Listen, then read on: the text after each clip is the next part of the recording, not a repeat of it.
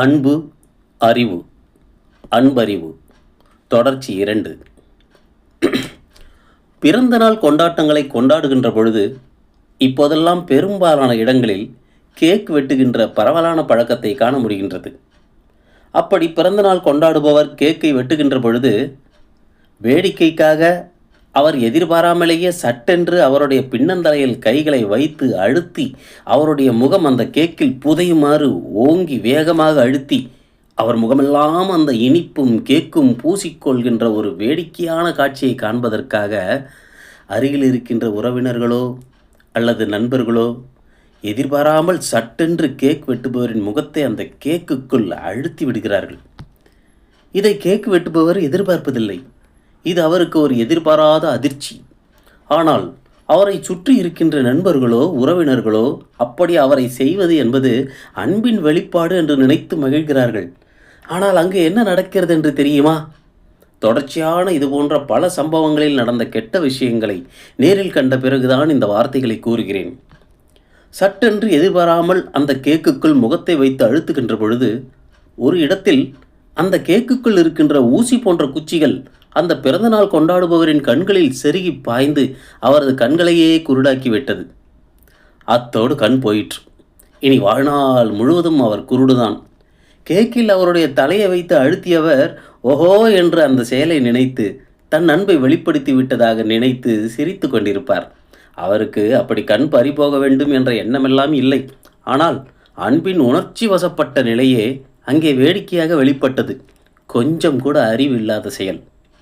இன்னொரு பிறந்தநாள் கொண்டாட்டத்தில் நண்பர்கள் அனைவரும் ஒன்று சேர்ந்து பிறந்தநாள் கொண்டாடும் நண்பன் கேக் வெட்டும் பொழுது அந்த கேக்குக்குள் முகத்தை வைத்து அழுத்தி திணற திணற அழுத்தி சிரித்தனர். பிறந்தநாள் கொண்டாடிய அந்த நண்பனின் மூக்கு, கண், வாய் எல்லா பகுதிகளிலும் அந்த ரசாயன பசை மிகுந்த கேக்கானது அழுத்தமாக ஒட்டி கொண்டு விட்டது. மூச்சு அடைத்து கொண்டு விட்டது. மூச்சு திணறி அங்கேயே இறந்து போனான். இதை அவனது நண்பர்கள் எதிர்பார்க்கவில்லை.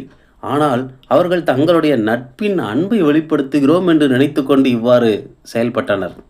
கொஞ்சம் கூட அறிவு இல்லாத செயல்.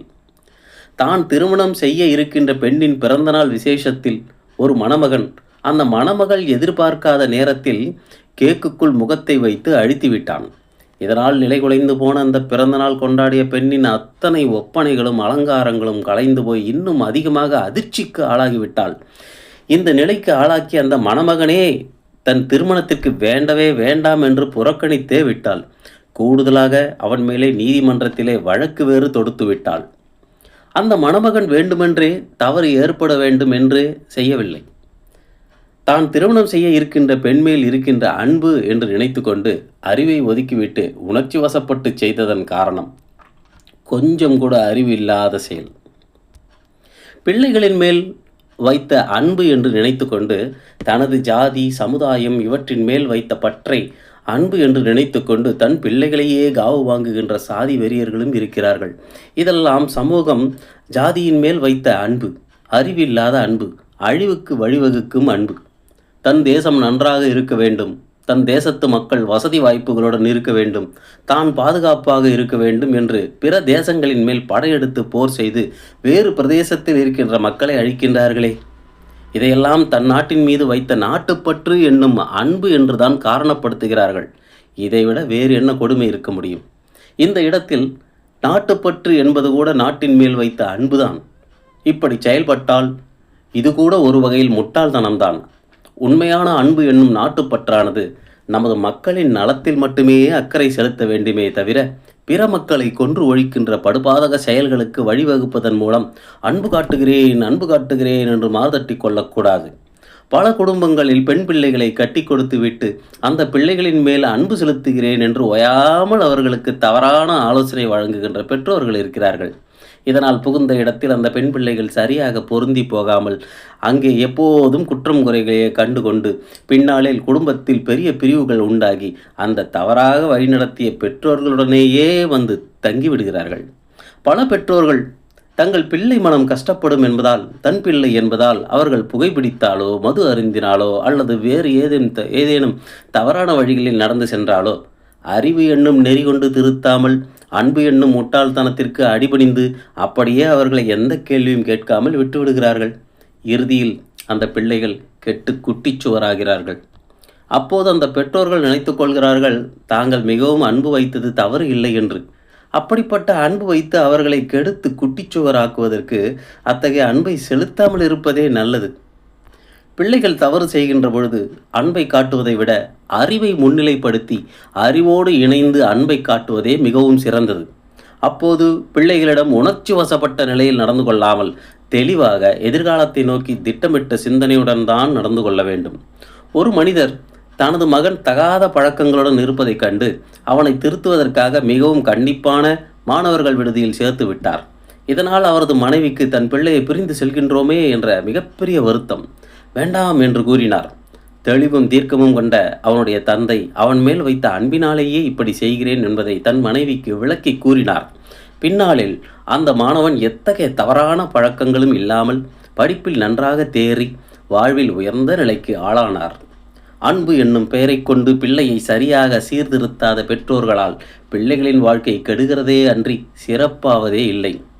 தன் மகள் தன் கணவனுக்கு துரோகம் செய்து தகாத பழக்கத்துடன் இருக்கிறாள் என்று தெரிந்தும் தன் மகளை திருத்தாத ஒரு தாய்க்கு நேர்ந்த இழப்பு என்ன தெரியுமா? இறுதியில் அந்த பெண் தன்னுடைய தவறுகளெல்லாம் வெளியே தெரிய வர அவமானத்தில் தற்கொலை செய்து கொண்டாள். அந்த தாய் தன்னுடைய முட்டாள்தனமான அன்பை சற்று ஒதுக்கி தள்ளிவிட்டு தன் பெண்ணுக்கு சரியான நேரத்தில் சரியான அறிவுரைகளை சொல்லி நிமிர்த்தி இருந்தால் இன்று தன் மகளை ஒரேடியாக இழந்திருக்க மாட்டாள். கொஞ்சம் கூட அறிவின்படி யோசிக்காமல் தன் மகன் மேல் அன்பை வைத்து அவஸ்தைப்பட்ட ஒரு தொழிலதிபரை எனக்கு தெரியும். இஷ்டத்திற்கு இளம் வயதிலேயே குடிப்பழக்கமும் தகாத பழக்கங்களும் ஊதாரியுமாக இருந்த தன் மகனை மிகவும் பொறுப்புள்ளவனாக ஆக்குகிறேன் பார், மகனை மிகச் சரியாக வழிநடத்துகிறேன் பார் என்று தானாகவே அன்பின் வழியில் நினைத்து கொண்டு தன்னுடைய முக்கியமான சொத்துகளையும் தொழில் ஸ்தாபனத்தையும் மகன் பெயருக்கே எழுதி வைத்து விட்டார். இதனால் மகன் மிகுந்த பொறுப்புணர்வுடன் செயல்படுவான் என்று அவர் நினைத்து கொண்டதே அதற்கு காரணம். பேய்க்கு பைத்தியம் பிடித்தது போல் ஆகிவிட்டான் அந்த மகன். இன்னும் அதிகமான கெட்ட பழக்கங்களுடன் அவன் பெற்றோரையே வீட்டை விட்டு விரட்டும் நிலைக்கு வந்து விட்டான். நான் வைத்த குருட்டுத்தனமான அன்பினால் நானே அழிந்து போனேனே என்று கதறிக்கொண்டிருக்கிறார் அந்த தொழிலதிபர் வாடகை வீட்டில். அறிவோடு யோசிக்காத அன்பு அழிவில்தான் முடியும். அன்பு வைக்கும் பொழுதே இதில் அறிவு சம்பந்தப்பட்ட விஷயங்களை அனுசரிக்க வேண்டுமா அல்லது ஆபத்தில்லாமல் தான் அன்பு வைக்கின்றோமா என்று சற்று கவனத்துடன் இருந்துதான் செயல்பட்டாக வேண்டும். இதுதான் அறிவு.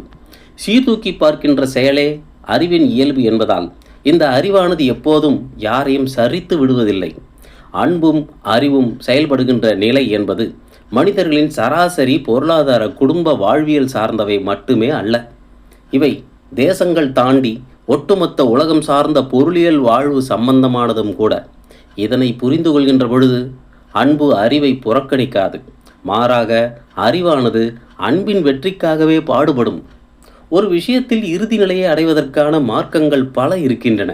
வாழ்க்கையில் வெற்றி கொள்வதற்கான இலக்குகளை அடைகின்ற விஷயமாக இருந்தாலும் சரி, இறைவனையே அடைகின்ற ஆன்மீக விஷயங்களாக இருந்தாலும் சரி, உணர்ச்சி நிலை மற்றும் அறிவு நிலை என்ற இரண்டு நிலைகள் கண்டிப்பாக இருக்கின்றன.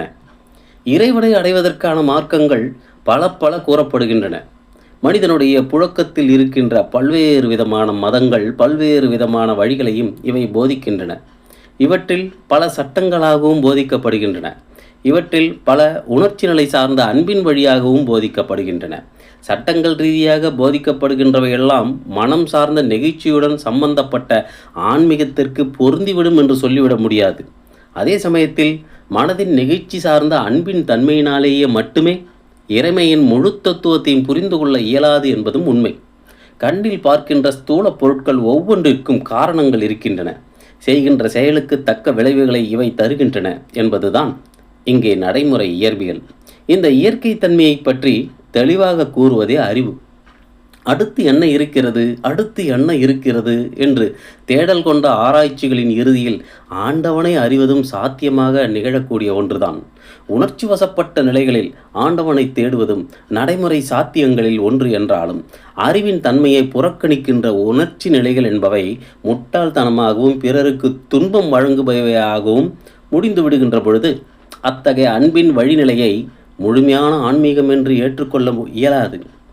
மரபுகள், வழக்கங்கள், பாரம்பரியங்கள், சடங்குகள், ஆகமங்கள், பழக்கங்கள் என்று எந்த நிலையை பற்றிய நியாயங்களை கற்பித்தாலும் மனிதன் என்பது மட்டுமே உயிர் என்று நினைத்துக்கொண்டு பிற உயிர்களை கொன்று அழித்து வாழ்ந்தாலும் சரி, வணங்கினாலும் சரி, அவையெல்லாம் மனிதன் அன்பு நிலையில் வாழ்கிறான் என்ற வாசகத்துக்கு எதிரானதாக இருக்குமே தவிர அத்தகைய மனிதனை அறிவானவன் என்று ஒரு காலம் ஒப்புக்கொள்ள முடியாது.